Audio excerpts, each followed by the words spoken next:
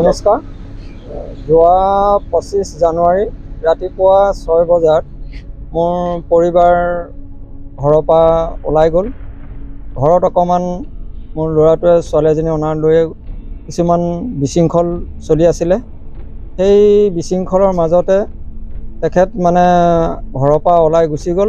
আজি পৰ্যন্ত মই মানুহগৰাকীৰ কোনো সংবাদ পোৱা নাই। যদি কোনোবা সদাশয় ব্যক্তি দেখে বা মানুহগৰাকীকো চিনিও পায় সকলোৱে, গতিকে আমি দোকান বজাৰ কৰি থকা মানুহ আছিলোঁ। দোকানখনো আমাৰ নাইকিয়া হোৱাৰ কাৰণে তেওঁৰ অকণমান চিন্তিত হৈ লৈ ঘৰতো এনেকুৱা লাগি আছিলে, ওলাই গুচি গ'ল। আজি পৰ্যন্ত মই পোৱা নাই।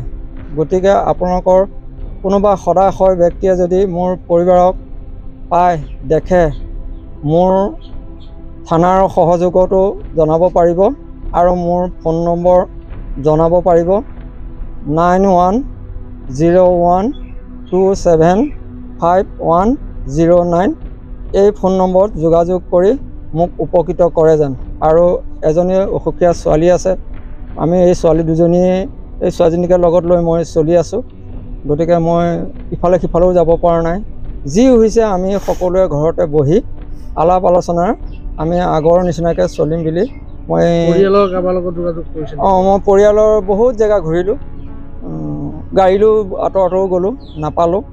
গতিকে এতিয়া উপায় নাপায় মই এই মিডিয়াৰ যোগেদি আপোনালোকৰ খবৰ জনাইছোঁ। আপোনালোকে মোক এইকণ সহায় কৰি উপকৃত কৰে যেন।